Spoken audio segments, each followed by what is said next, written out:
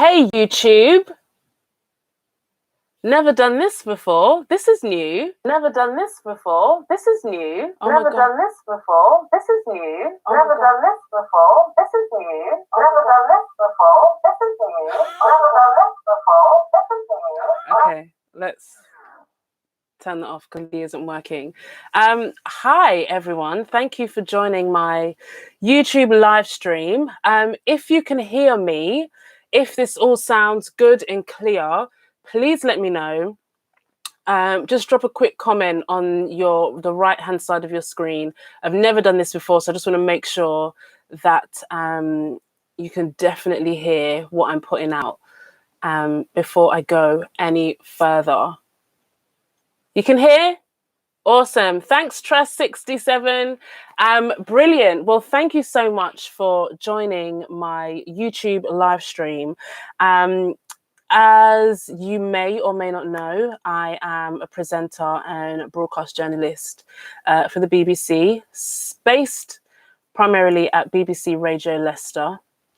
And with everything that's been going on lately, I really wanted to kind of just share what it's like from a presenter, journalist perspective, from someone who is in the media at the forefront of, to some extent, feeling like I'm at the forefront of this whole pandemic.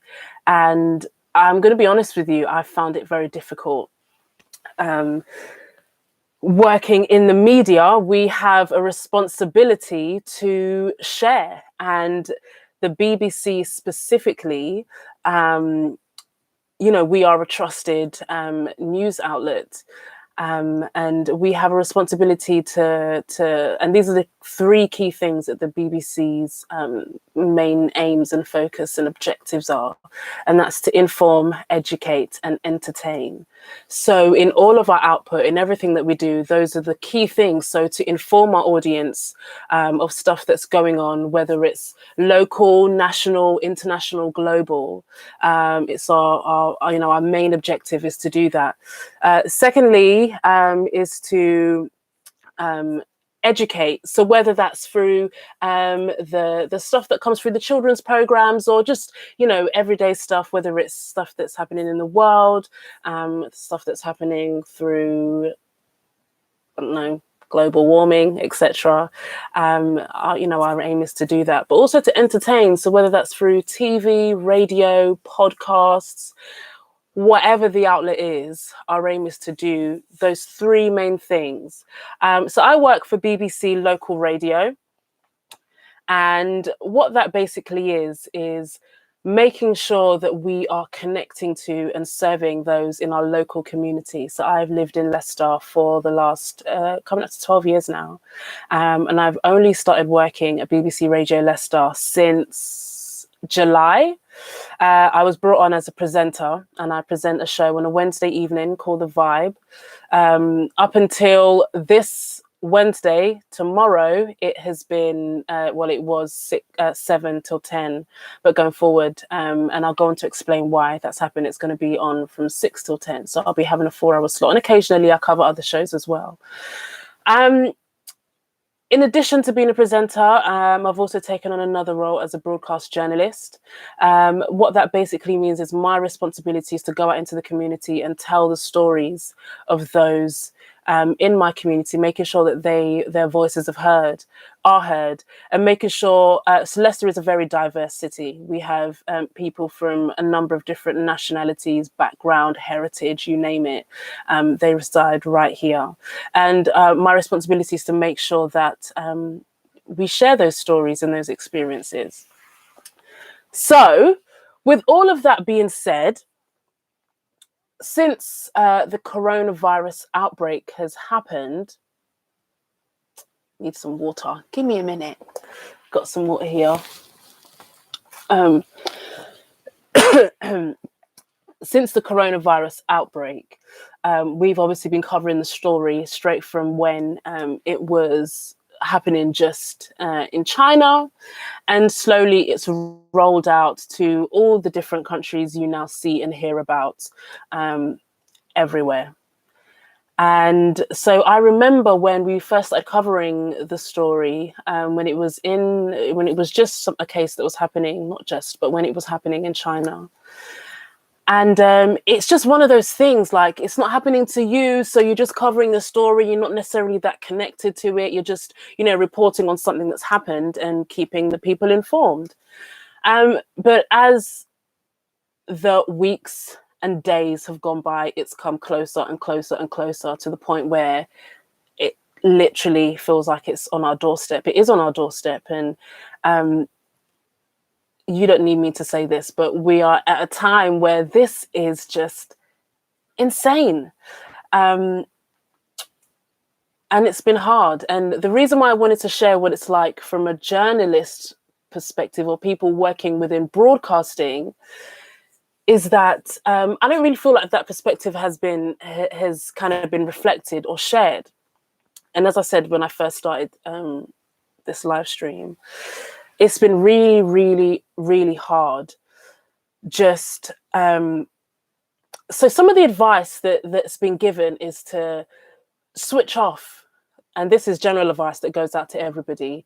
Limit your consumption of social media, of the news, look after your mental health. But when you are the media, when you are in the news, when you are having to report on things that are happening all around you, you can't afford to switch off. We have to be on top of it all the time. And so I'll kind of go through it step by step. I remember, I think it was like a week, maybe a week. Everything just seems to be blurring right now. It might have been a week or so ago. I think it was a Sunday evening. So we have a WhatsApp group. Our team, our newsroom has a WhatsApp group where we share stuff that's happening and keeps everyone up to date. And, that's some of that stuff we would draw on to put on our shows. So in the WhatsApp group on a Saturday evening, one member of the team just put in said that there's apparently been 2 confirmed cases of people having coronavirus, and they've been admitted to Leicester Royal Infirmary Hospital. I remember thinking, oh God, why this thing have to come to Leicester? Why? We've done so well. Why is it here? And as the days went by, it just increased and increased and increased. And I looked at the stats yesterday, and I think it was 23 confirmed cases in Leicester, and 50 something within Leicestershire. But of course, in the UK, I'll just quickly double check the stats because they're updated every single day. Currently in the UK, oh God, 90,436 people have been tested, of which 82,359 were confirmed negative. 8,077 were confirmed positive, and there have since been 422 patients died. Now, of course, those are, personally, I believe those are rough figures because not everyone is being tested now if you are positive. So these are those confirmed cases. But from the world that I'm in, we're getting inundated with the information moment by moment, second by second. It's coming through emails, it's coming through WhatsApp, it's coming through Twitter, it's coming through Instagram, it's coming through conversations. Now, being a presenter, a journalist, we're having to equally go out and seek these stories. So we're looking for stuff that's happening so that we can accurately report it and share what's going on, to ensure that we're keeping the people informed and people know what's happening. So when I say I feel at times that it's been so consuming and it's been difficult. And last week I just shut down. I completely shut down, and I was like, this is too much. This is a lot, because these are not just stories. This is not just something that is happening in some faraway land or happened in the past. This is happening right now. This is happening on our doorstep. And it's scary because, like, for example, there was a local lady who came on air this week.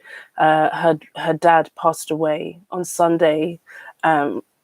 from coronavirus, and we got her in there, and she powerfully shared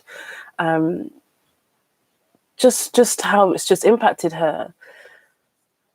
But I've written some things down because I didn't just want to waffle on. I want to make sure that I share some of the thoughts that I've been having.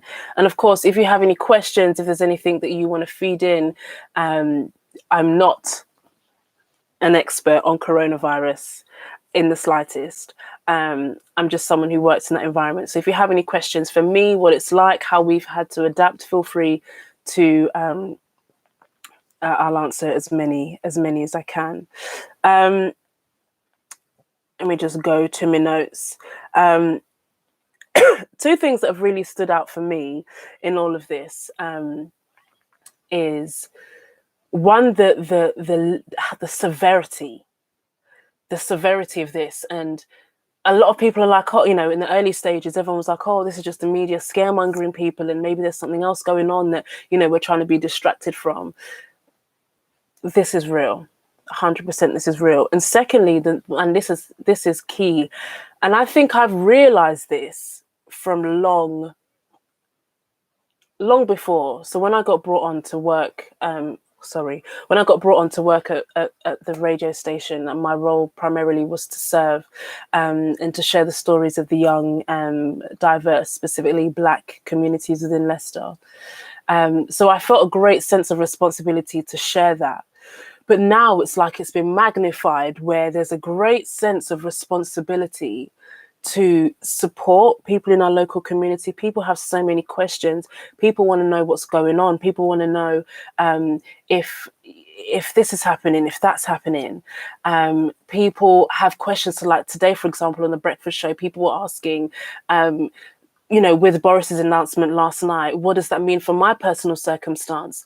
Someone else shared, what do I do if I'm in a relationship where it's where I'm separated from my partner, and my child is having to go between mine and my partner's house? How do we do that? What do we do? And people have so many questions. And we're able to connect with GPs, with doctors, with local services. We're able to connect people and say, hey, if we don't have the answers, we'll find someone that does. And there's been a great sense of community, of people that have really come together to do brilliant stuff, and we've been instrumental in sharing some of the stuff that's been happening. So in terms of how things have changed, I can only speak of what's happened at my workplace at BBC Radio Leicester. And so first of all, every day we're getting updates from the BBC, from their heads, about how we can keep safe, how we need to adapt our ways of working, how they're going to ensure that they can support us as employees or freelancers throughout all of this. And that's been really helpful to just be in the know. Before Boris's announcement, like, we've been having those day-to-day updates as well. But also, a lot of our team have now had to work from home. So where we were, usually we'd all be in the newsroom, we'd be meeting together, talking, discussing, and then we're now going out and about to do our daily work. Majority of people are working from home. Now, I'm quite new to journalism and radio. I started in July. So when this whole thing has come about, I'm like, oh, so what happens to radio? What happens to TV? What happens to the news? Like, do we go into self-isolation? Does the media just stop? I was seriously like, well, what does it do? Because our radio station is 24/7. How does that function? Well, basically, the show still goes on. And it's because we have that great sense of responsibility to our listeners, to educate, to inform, and to entertain, our audiences. So we've had to adapt how we're doing things. We've had to have extended programs to ensure that we have a limited amount of people in the building at a certain amount of time. So a lot of things have changed. So like I said, for example, my show has now gone from 3 hours to 4 hours, meaning that I have to cover a longer stretch. Other presenters are doing the exact same thing as well. What else has changed? And also, this is quite. We're all having to do this. You don't just have to work for BBC or wherever.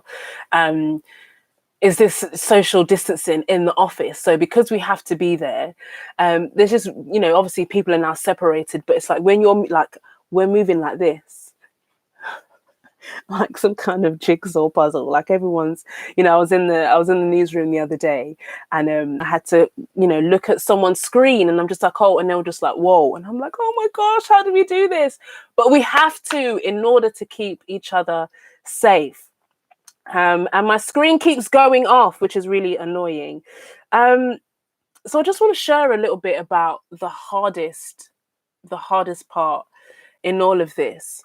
And for me, it's just not being able to switch off, not being able to, or not feeling like I can, because we are the ones that are going to get you the information. So let's say, for example, BBC One just decides that, yeah, we can't do this right now. This is a lot. Just going to switch off. We can't. We have a responsibility, and everyone is playing their role. The NHS are playing their role. The doctors are playing their role. The supermarkets are playing their role. But equally, the media have a role to play to share information as well. And it's been, like I said earlier, information is coming through social media. It's coming through conversations with colleagues. It's coming through us going out and seeking these stories. It's coming through email. Absolutely every single channel of communication is coronavirus, COVID-19, the Rona, everything. And I've definitely found that to be the hardest thing in all of it. And also the fact that as soon as it happens, we know about it. As soon as it happens, it's our responsibility to share that. And it's almost like I found it quite difficult to just switch off.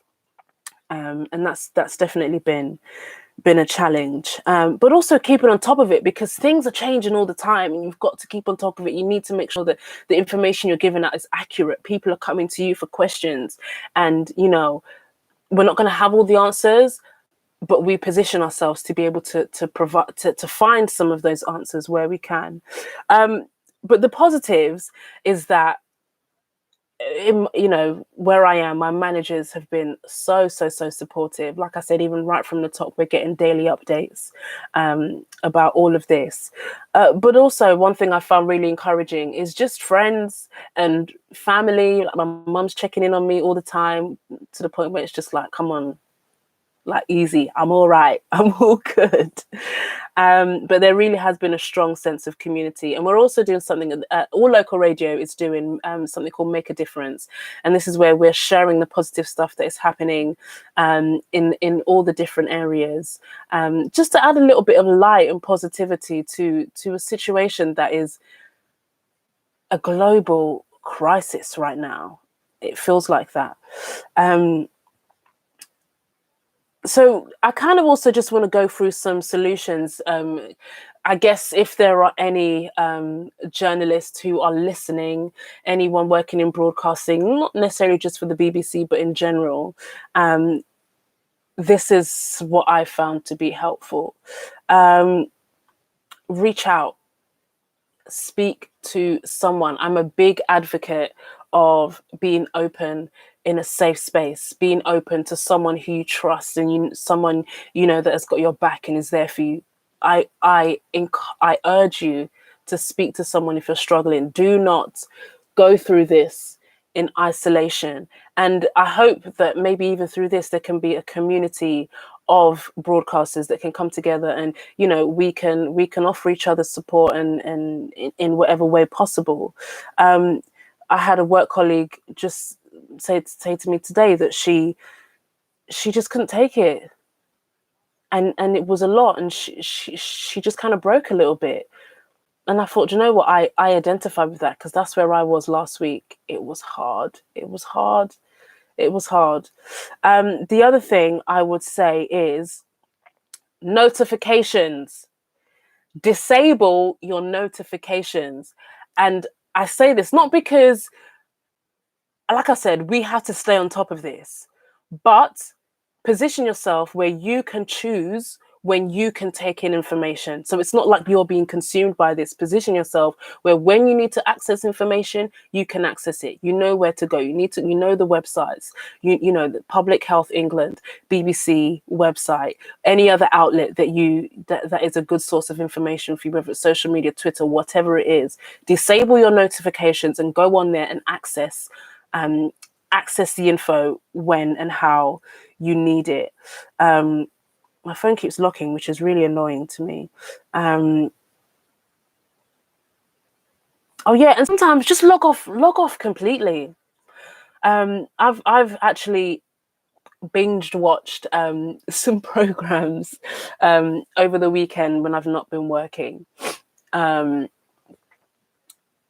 just switch off where you can. Like we are humans too. As much as we have a service to provide, we are human beings too, and we, our health matters, our physical health, our mental health, all of that matters. So make sure you look after yourself however you can. Go for the one walk a day that we've been advised to do, and stay safe where and how you can. And just remember that we're all in this together. We literally are going through this together. Journalists, wherever you are, human beings, mums, all of us, dads, human beings, we're all in this together.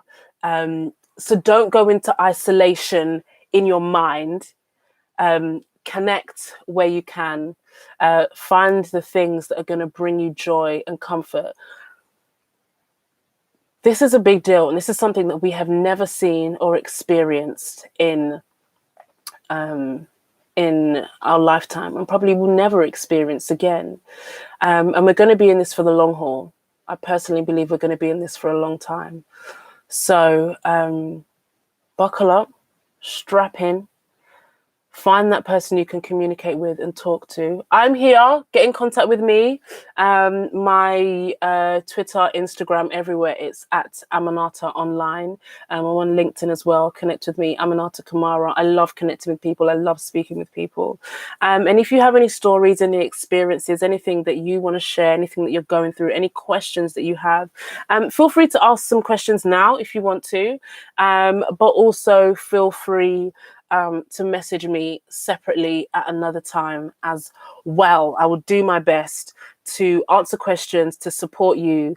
I'm going to be on air tomorrow, 6 till 10 on BBC Radio Leicester. If you also type in The Vibe on BBC Sounds, you will be able to find me there. My role in this is to keep you warm, to keep you cozy, to keep you entertained. We're not just out here to give you information, but it's also to keep you cozy. And I love that radio is able to do that. I've had the radio a lot in the background whilst I'm just getting on with stuff at home, just chilling, doing my thing. And it's nice to just hear good music, good conversation, stay informed where possible. So yeah, I hope you found this informative. If there's anything you want to know, again, ask me anything. I'm just gonna have a look at what's been commented. I've never done this before, so I hope the sound has been decent. I hope you've been able to see my face. Looking up my nose. I'm gonna regret that when I watch this back. So Althea has said, "You're doing great work, Amy. Keep doing what you're doing. Take care of you and yours." Oh, thank you, Althea. Absolutely, I will do. And I hope you look after yourself as well. Shruti, shout out to you. I love you, girl. I love this girl. I really do love Shruti. She's my girl. We work together at the radio station, and she's been a great source of support and encouragement. And like I said, find that person that you can chat to on an informal level, and just have the conversations that way. Also, shout out to that Morrison Life. Those are my friends, Vanetta and Giles. We love you. I love you too. But yeah, I'm like I said, I'm going to be on air tomorrow. So I'm going to be bringing you lots of good music, lots of good vibes, keeping it nice and positive. People are going to be coming in and not coming in, they're going to be on the phone. We've had to change, exactly. I didn't even touch on that. So usually I would have live guests that will come into the studio and we'd vibe, we'd have a really good time. But now it's all going to have to be over the phone. It's just different, and it's just different. It's different. But also this is something different. So before I go into that, Shruti says, and maybe this might answer your question. Shruti says, any tips for fully switching off? Also, shout out to you, Tracy. I love you. Any tips for completely switching off? I would say, I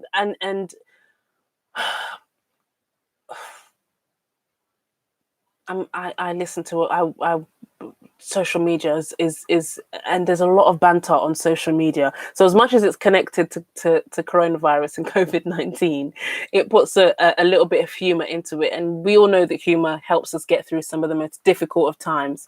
But what was I going to say?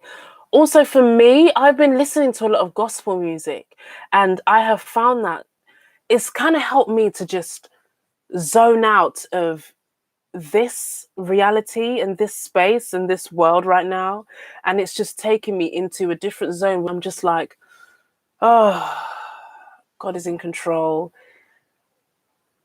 You know, it's not all going to go up in flames. And it just gives you a different perspective. So whatever you can do to help give you a different perspective, to help you zone out and to make you feel at peace, honestly, gospel music, artists such as Elevation Worship, Hillsong, Bethel Worship. If anyone else has any suggestions of how to switch off, again, this isn't just related to what we're going through now. It's generally, there are tough times that we go through, and it's so important that we find ways to relax. It used to be the gym for me, but me can't go to the gym no more because everything lock off. No, I can't do home workouts. That don't work for me. It don't work. So for me, it's music. A good podcast that is just talking about something completely different is also helpful. And food, lots of chocolate. Love chocolate. But yeah, I think I'm going to wrap this up now. Thank you so much for everyone who is listening. I post this straight after, so it will be available to share. If you have any other questions, feel free to ask, and I'll do my best to answer. I'll plug in with me on social media at Aminata Online. Vanetta has said, listen to the news maybe only twice a day for 5 minutes so you don't miss important updates. Love podcasts as well. Brilliant. Yeah, man. Just you are in control, people. We are in control. You do not have to consume everything. Like I said, switch off all your notifications and only access things when you want to, and be strict and disciplined. Look after yourself. Let's stop running on empty. And as people working in broadcasting, we have a role and responsibility, when we're at work and keeping on top of things. But remember that you matter as well. You are valuable, you are loved, and you are going to get through this. We're going to get through this together. So that's it from me. I've been talking now for 28 minutes and 45 seconds, and my throat is hurting. It's hurting. I love you all. Take care. And I hope you've enjoyed this. Hopefully speak to you soon.